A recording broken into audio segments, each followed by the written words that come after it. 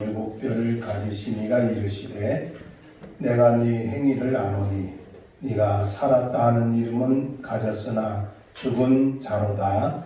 너는 일깨어 그 나무가 기대는 것을 판단하여라. 내 하나님 앞에 내 행위에 온전한 것을 찾지 못하였노니. 그러므로 네가 어떻게 받았으며 어떻게 들었는지 생각하고 지켜 회개하라. 만일 일깨지 아니하면 내가 도둑같이 이르리니 어느 때에 네게 이르는지 네가 알지 못하리라.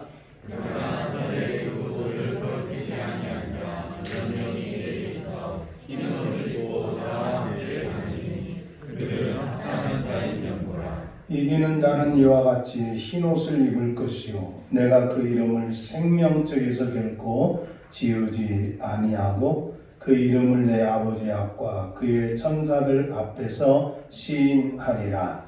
이 있는 자는 성령이 그에게 하시는 말씀을 들을지어다. 아멘.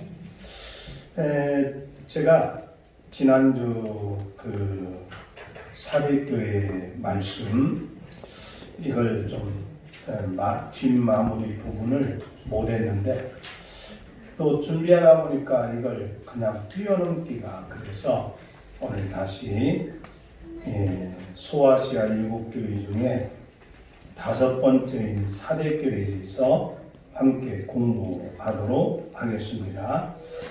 자, 지난번에 공부한 부분 중에 26문답 거기 교환지 1페이지 나오죠? 오늘 거 말고 지난주 거 봤어요? 자, 지난주 거 제26문 문제 읽겠습니다. 여러분이 답을 읽어주시기 바랍니다. 계시록의 7교회를 획일적으로 찍어내는 붕어밭처럼 생각해서 똑같은 질문과 답을 하는 것이 정당한 것인가요? 7교회는 동일한 장점과 동일한 단점을 가지고 있는가요? 또한 사대교회의 주님은 어떤 모습으로 나타나셨는가요? 아닙니다. 일곱 교회는 각 시대에 있었지만 각 교회가 처한 공간성이 다르고 문제점이 다르기에 질문도 다르고 답도 다를 수밖에 없습니다. 또한 일곱 교회는 서로 다른 장점을 갖고 있지만 단점 또한 각각다르다는 것을 알아야 하고 우리 시대의 교회도 각 교회의 장점과 단점이 다르다는 것을 인정해야 합니다. 그러나 그리스도를 머리 삼은 교회는 시공간성을 초월해서 어느 교회든지 한 주님을 믿고 한 하나님을 경외하고 한 성령님의 인도를 받아야 합니다. 주님은 사대교회의 일곱 뼈와 일곱 뼈를 가지신 분으로 나타나셨습니다. 아멘. 그죠? 문제만 읽어도 문제와 답을 읽어도 이 사대교회가 어떤 답을 갖고 있는가 또 어떤 문제점이 있는가를 발견하게 됩니다. 주님께서 나타나신 사대교회의 모습은 7영을 가지신 예수님, 그 다음에 7뼈를 가지신 모습으로 나타나셨습니다. 그렇다면 이제 사대 지역의 배경과 교회의 신앙에 대해서 27문답을 우리가 또 읽도록 합니다. 제가 27문 문제 읽겠습니다. 여러분 답을 읽어주시기 바랍니다. 제27문 1세기 당시 사대교회에 가장 위협을 주었던 이방 종교는 어떤 것이었으며 사람들에게 영향을 끼쳤던 지역적 특성은 무엇이었으며 역사 속의 교회를 핍박하고 오염시키려는 것을 보면서 우리 시대의 교회를 대적하고 오염시키는 요소들은 무엇이며 사대교회의 신앙은 어떤 신앙이었는가요? 1세기 당시 사대교회를 오염했던 이방 종교는 헬라 신화의 아데미 여신사를 숭배하는 것이었고 사대라는 도시는 음식재물을 생산하고 전 세계 주 산업이었고 경제적으로 부유하였으며 그로 인해서 사대 사람들은 사치하고 교만하고 정정한 생활을 하였습니다. 그런 도시에서 신앙생활을 하고 있는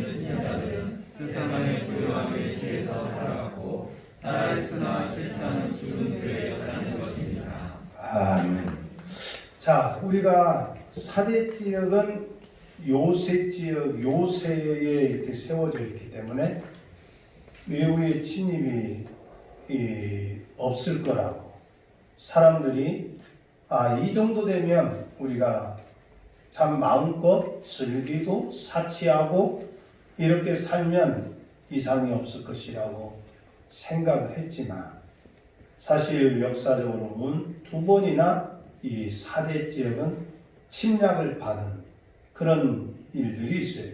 마찬가지로 사대교회 교인들은 동일하게 아무런 문제점이 없이 그렇게 신앙생활을 한 거예요.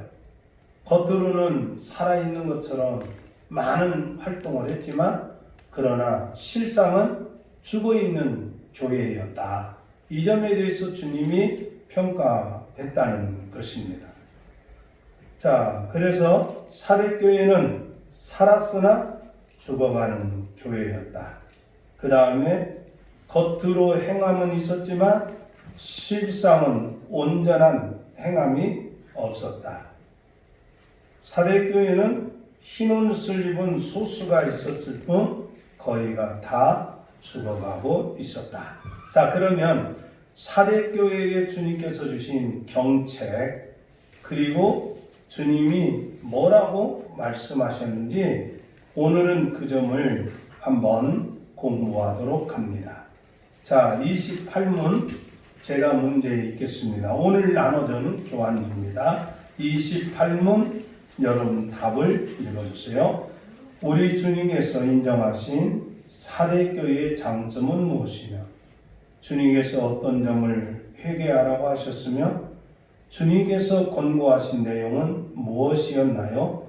또한 사대교회에 주신 언약의 약속은 어떤 것들이며 사대교회에 주신 메시지 속에서 이 시대의 교회가 깨달아야 할 점은 무엇인가요?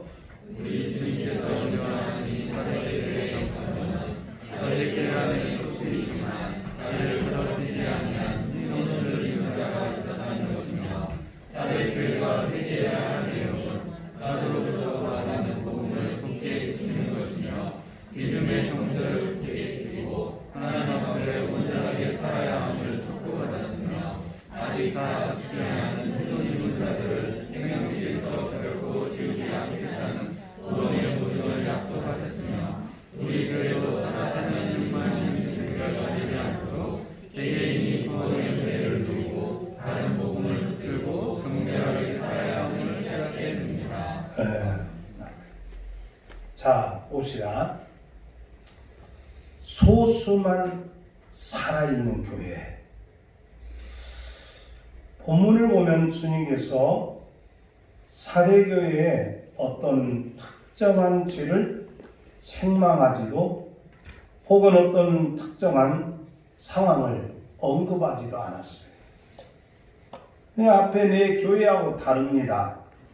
에베소 교회는 니골라당에 그 미혹이 있었고 서머나 교회는 유대인들의 핍박과 로마 황제의 핍박이 심했고 버가모 교회는 발람의 미혹이 있었고 두아디라 교회는 이세벨과 그의 추종자들이 있었어요.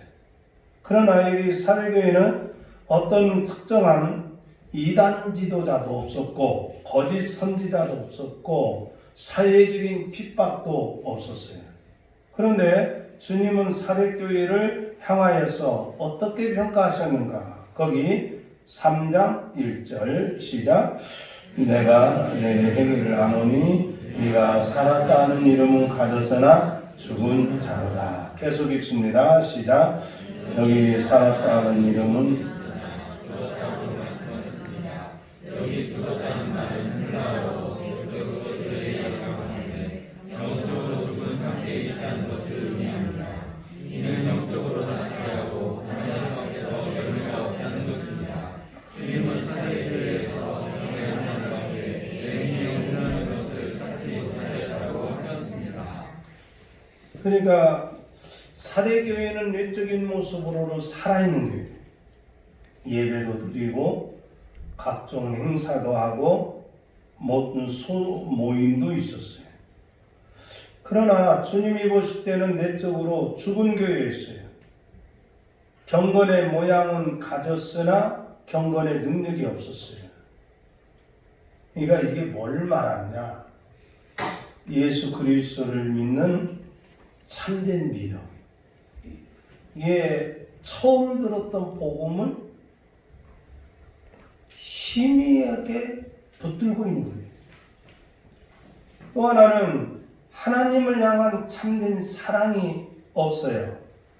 그러니까 우리가 예배 드릴 때나 어떤 일을 할 때 하나님 사랑합니다 하는 그 마음 없이 하면 이때부터는 생명력이 없어요. 그러면 생명력이 없으니까 어떻게 합니까?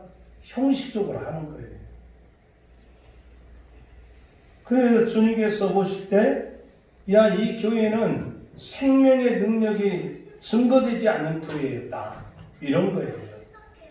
그러니까 우리가 꼭 기억할 것은 주님을 섬기는 일은 우리 한번 따라서 합시다. 주님을 섬기는 일은 사랑하는 마음으로. 어떤 마음으로? 사랑하는 마음으로. 주님을 사랑합니다. 교회를 사랑합니다. 이게요, 분명히 있어야 돼요. 내가 진짜 주님을 사랑해서 이 일을 지금 하고 있는가? 교회에 얼마나 일이 많아요? 청소도 해야죠. 또한 찬양도 준비해야죠. 악기단도 준비해야죠. 식사도 준비해야죠. 주보도 만들어야죠. 전도도 해야죠. 교육도 해야죠. 이런 각종의 일들을 우리가 행할 때 꼭 우리 마음속에서 그게 있어야 돼요.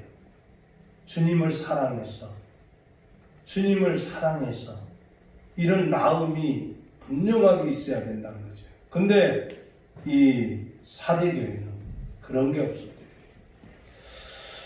자, 구약 이스라엘 지도자들이 제사의 정신은 버리고 형식적으로 양과 소를 잡아서 제사할 때 이사야 선지자가 엄청나게 책망을 합니다.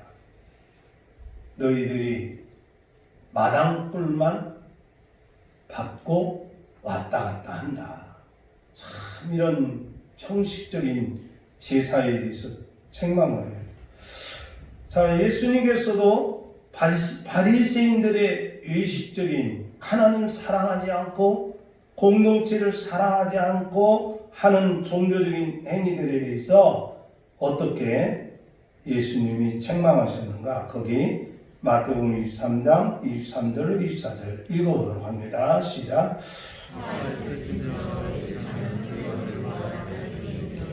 너희가 각하와 태양과 진실의 11선을 드리되 율법에서 교만과 정의와 긍휼과 믿음을 버렸도다.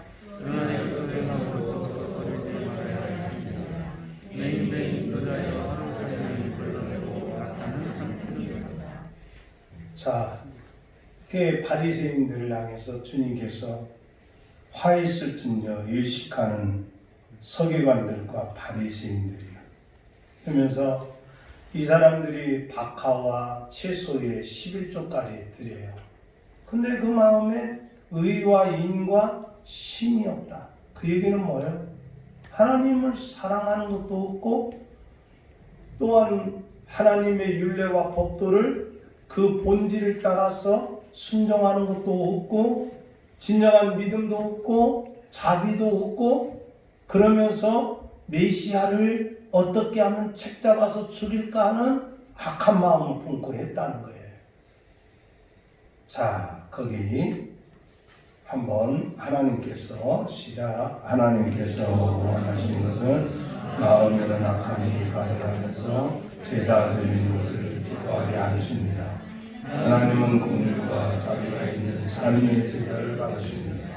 주님을 사랑하는 마음으로 드린 과오의 두려움을 주님은 칭찬하시지만 자기 의를 자랑하기 위해 쓰리는 헌상은 기뻐하지 않으십니다. 우리가 항상 그런 걸 꼭 정신적으로 놓치지 말아야 돼요. 아, 그렇구나. 그러니까 시대마다 대부분의 경우에는 신앙의 순수성을 지키는 이들이 이게 다수가 아니었어요. 소수였어요.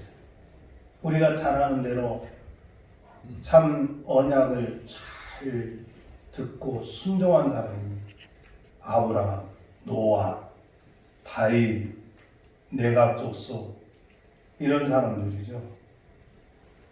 그러니까 하나님의 복음 때문에, 언약 때문에 소수의 사람들은 고난을 택해요.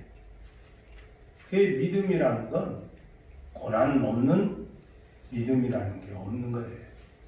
성경을 읽어보면 신앙이 좋은 사람들일수록 많은 고난을 겪지요.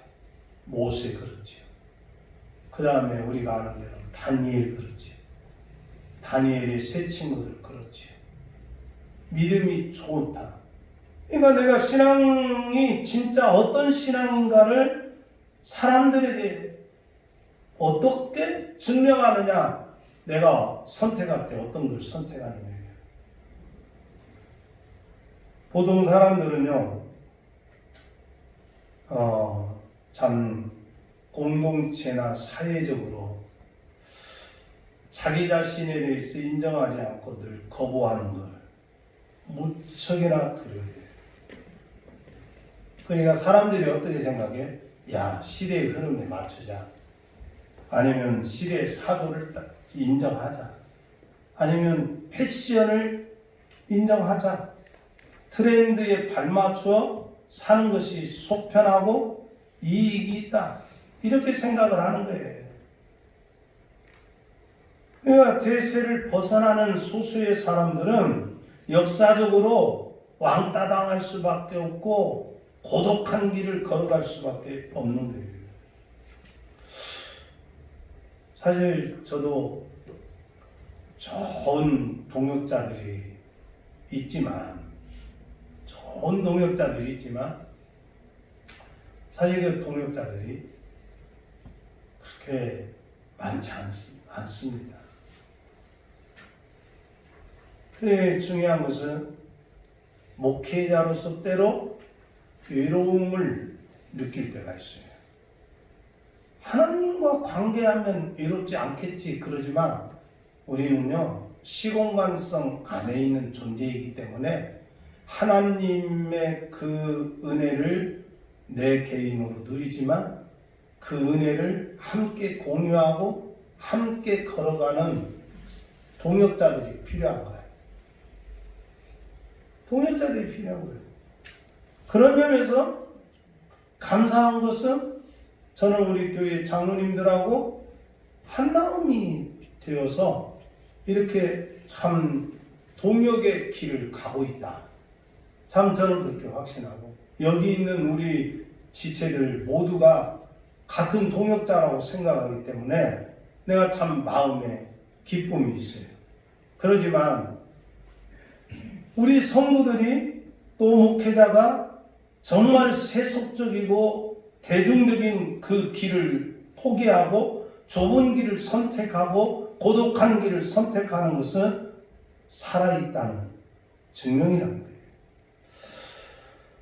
자, 그래서 주님께서 흰옷 입고 이제 그 흰옷 입은 사람들에 대해서 인정을 해주셨어요. 그게 어떤 사람들인가? 이사야 61장 10절, 계시록 19장 8절 한번 읽어보죠. 시작. 내가 여호와로 말미암아 즐거워하리니 이는 그가 구원의 옷을 내게 입히시며 공의의 겉옷을 내게 더하심이 신랑이 사모를 쓰며 신부가 자기 벗으로 단장을 갖게 하셨습니다. 그에게 빛나고 깨끗한 세마포 옷을 입도록 허락하셨으니 이 세마포 옷은 성도들의 옳은 행실이로다 하더라. 아멘. 그러니까 어떤 사람들인가? 우리 교환지 계속 읽습니다. 그들은 은혜로 입은 칭의의 옷을 더러이지 아니하게 하여서 세상 속에서 힘든 싸움을 싸우는 이들이었습니다. 그러나 그와 같은 그들의 선한 노력은 헛되지 않을 것입니다. 왜냐하면 이제 주님께서 그들에게 영광의 옷을 입혀주실 것이기 때문입니다. 주님은 사대교회의 남은 자들에게도 이 세상 사람들이 보기에는 고독하고 힘든 길을 선택하는 바보들 같지만 저들이 알지 못하는 영적인 교제와 교통의 기쁨을 이 땅에서도 주시며 장차 재림하시면 함께 하나님이 베푸시는 종말론적인 잔치에 참여하게 하실 것이라는 것입니다. 아멘. 자, 그 다음에 주님께서 이 사대교회에 권고하는 말씀이 뭐냐? 바른 복음을 굳게 잡아라. 참 이 말씀 3절, 2절, 3절 그 교환지에 있는 거 한번 읽어봅니다. 너는 일깨어 그 나무가 죽게 된 것을 굳건하게 하라. 그러므로 네가 어떻게 받았으며 어떻게 들었는지 생각하고 지켜 회개하라. 아멘. 자, 여기서 우리가 놓치지 말아야 할 것이 있어요. 여기에서는 대체적으로 죽어가는 사람은 권면을 해도 듣지 않습니다. 술의 노예가 된 사람에게 아무리 권면하고 설득을 해도 그 컴퓨터 게임에 중독된 사람에게, 마약에 중독된 사람이 이 악에서 스스로 벗어난다는 것은 하늘에서 별다르게 하나님의 특별한 사랑이 개입되지 않으면 사람은 자기에게 자기를 중독시키는 죄악된 요소들 거기에 풍덩 빠져서 죽어요. 저런 사람들 많이 봤어요. 어떤 분에게 교회를 전도를 했어요. 그분이 목사님, 저는 술을 좋아하는데 이 술을 어떻게 끊을까요? 술은 하나님의 능력으로도 끊지만 본인이 결단을 해야 된다. 본인이 결단을 해야 된다. 근데 교회 어느 정도 나오다가 다시 세상으로 돌아가더라고요. 걔 술 취하고 그러더니 어느 날 술 취해서 마루에 그 가을녘에 그 차가운 마루에 술 취해서 누워 있다가 독사에게 물리더라고. 그 어떻게 독사가 마루까지 올라갔고 문턱에서 독사에게 물리냐. 그녀이 결국 죽어가는데 제가 그 대학병원에서 죽어가는 그 모습을 보면서 깜짝 놀랐어요. 이분이 마음적으로 영적으로 목회자를 기다린 것 같아요. 이렇게 뛰고 있더라고. 심장에서 배가 사람의 몸이 그 침상에 누워있는데 벌떡벌떡 뛰어. 제가 그 영혼 불쌍해서 기도했어요. 기도하고 났더니 그 뛰던 심장이 다 멈추더니 눈가에 눈물 쭉 흘리더니 세상을 떠나더라고요. 안타까운 것은 정말 자기를 지키며 자기를 분명히 새롭게 하면서 깨어날 수 있고 새롭게 살아갈 수 있음에도 이게 중독되어 버리면 여기서 벗어난다는 것이 정말 희박하다는 거예요. 성령의 능력이 아니면 정말 안 된다는 거예요.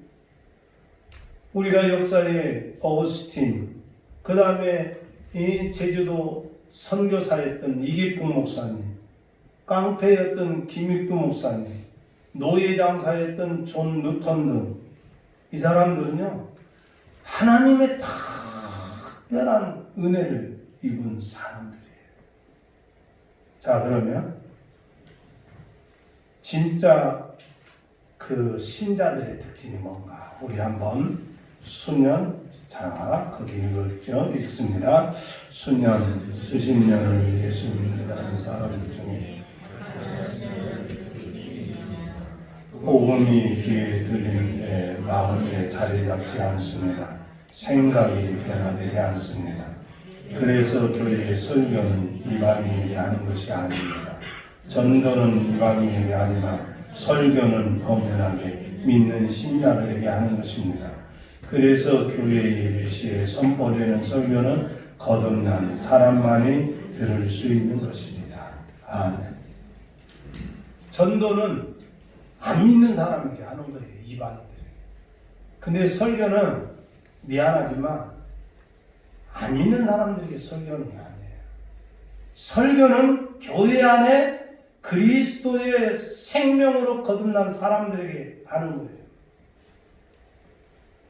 여러분, 만약에 설교가 거듭나지 않은 사람들에게 듣기 좋은 설교를 하면 그건 설교가 아닌 거예요. 전 고향에 갔는데 고향 그 예수 안 믿는 친척들이 대전에 아무개 목사님의 그 설교를 들으면 저렇게 재미있는지 모르겠다고. 그래서 내가 그랬죠. 아니 그렇게 재밌으면 교회를 나가셔야 돼요. 예수님을 믿어야 돼요.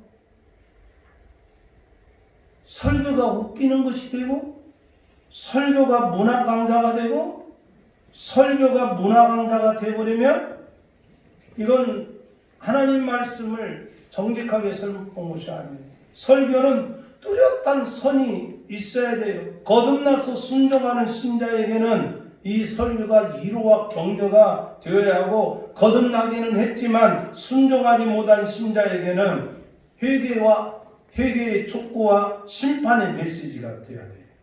이게 설교고 이게 주님이 주신 메시지인 거예요. 거기 한번 주님은 같이 읽도록 합니다. 주님은 전에 들었던 복음을 오해하지 말고 붙들라고 공부하십니다. 복음의 아름다운 약속들을 기억하라고 권하십니다. 처음에 은혜의 복음을 어떻게 들었으며 어떻게 반응했는지를 기억하라는 것입니다. 처음에 복음을 들을 때는 분명히 그들에게도 하나님의 은혜에 대한 감격이 있었습니다. 그리고 이 세상에 제약된 삶에 대한 혐오와 버림이 있었습니다. 나 같은 여인 살리신 하나님의 은혜에 대한 가슴 깊은 감격도 있었습니다. 죄악된 이 세상의 낙보다도 주님 계시는 천국에서의 삶을 더 귀중하게 여기며 사모하는 간절한 마음도 있었을 것입니다. 그와 같은 처음 사랑을 되돌아보고 생각하는 것입니다. 그리고 우리가 세상의 세파와 씨름하다 보면 나도 모르게 돈밖에 모르고 세상의 온갖 오락과 쾌락에 젖어서 살아가는 자로 변질될 수가 있어요. 그러나 신자는 다시 말씀을 들어야 돼요.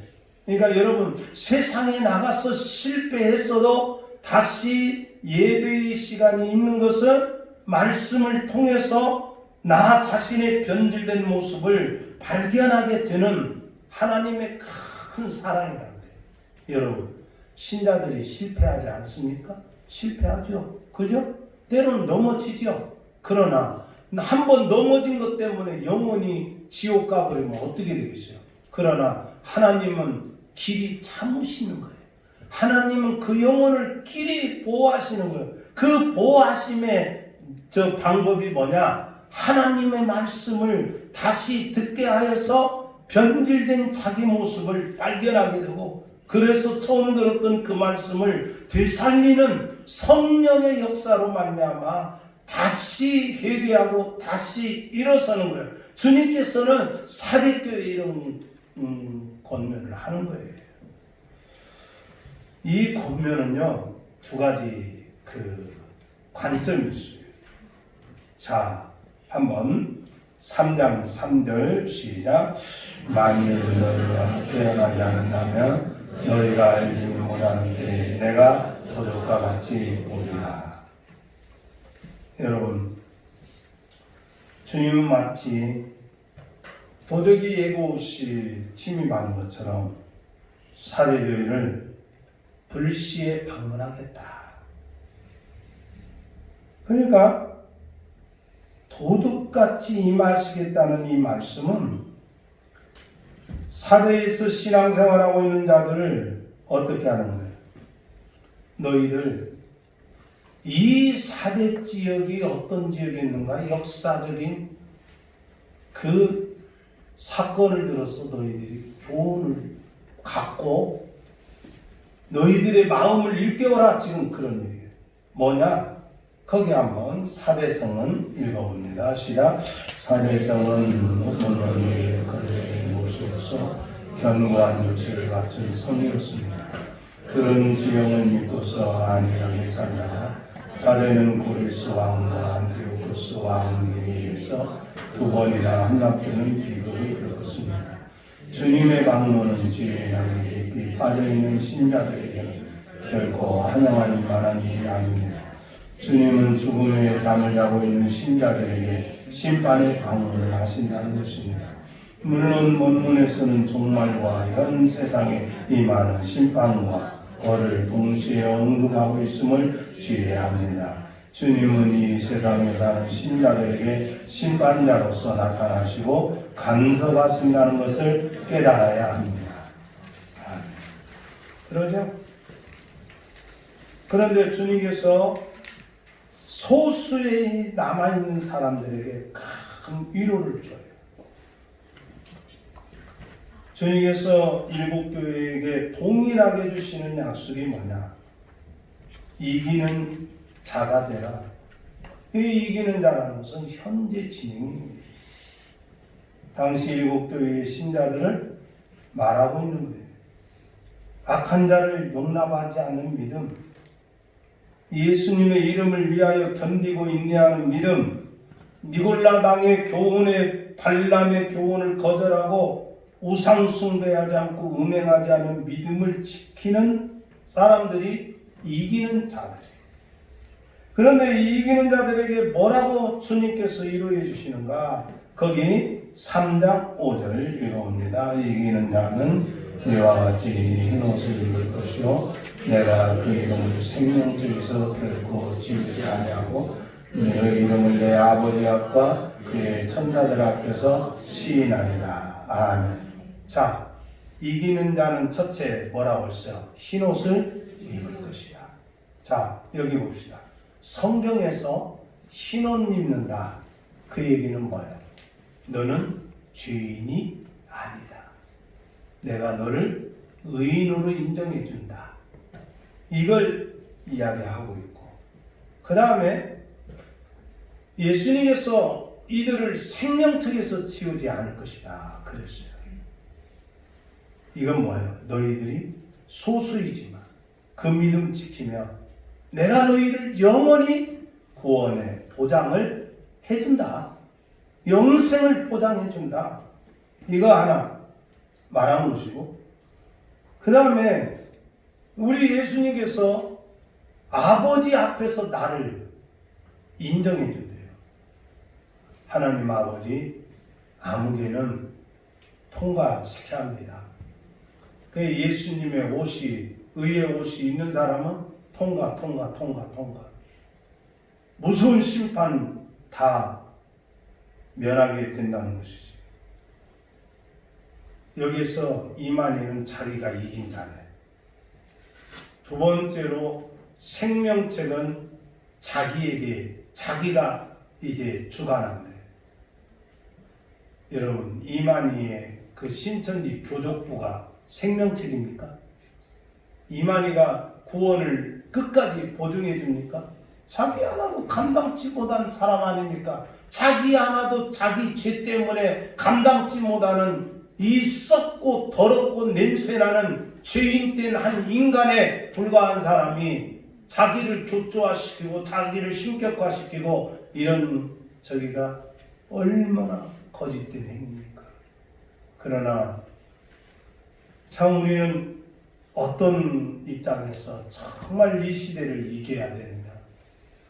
포스트 모더니즘, 종교다원주의, 그 다음에 이제 코로나19 때문에 생긴 이 잘못되면 그 개인주의, 그 다음에 그 고독 속에서 헤쳐나가지 못해서 죽어가는 니힐리즘, 허무주의. 그래서 요즘에는요, 굉장히 그 코로나19 때문에 사람들이 너무너무 막 허무감을 느끼고 혼자라는 것 때문에 미쳐 죽으려고 한대요. 그러니까 지난번에 할로윈데이도 보면 사람들이 얼마나 몰려들어요. 지금도 노래방에는 막 밀려든다고 합니다. 지금도 골프장에 막 사람들이 막 몰려든대요. 골프장에. 의외로 골프장에 많이 몰려든대요. 왜 그래? 혼자라는 이 삶을 주님 없으니까 감당을 못하니까 그런 거예요. 예? 거기 한번 그런 점에서 거기 한번 읽어봅니다. 시작. 그런 점에서 우리도 이 시대의 거짓된 사실을 대가하는 것이 이긴 것입니다. 다원주의를 배경하고 진화를 거절하고 동성애를 반대하고 이단들과 맞서서 싸우는 신자가 이기는 자입니다. 우리는 모두 이기는 자가 될 수 있습니다. 결론이 있습니다. 우리는 주님이 입혀주신 의의 옷을 영원히 입을 것입니다. 의의 옷을 입는 자는 결코 정죄를 받지 않습니다. 또한 우리는 우리의 이름이 영원히 지워지지 않을 것입니다. 그리고 주님은 우리의 이름을 하나님 앞에서 시인해 주신다고 약속하셨습니다. 믿음을 지키느라 고생하는 우리에게 위로와 격려를 주십니다. 하나님은 우리와 동행하시고 아버지께 끝까지 우리의 이름을 인정해 주십니다. 아멘. 우리 주님이 주신 사대교의 메시지 붙들고 우리에게 전해진 순수한 복음 끝까지 잘 붙들고 우리의 이름이 생명책에 기록되는 그 영원한 구원의 은혜가 저와 여러분에게 있기를 주의 이름으로 축복합니다. 아멘. 기도합니다. 하나님 감사합니다. 오늘 또 우리에게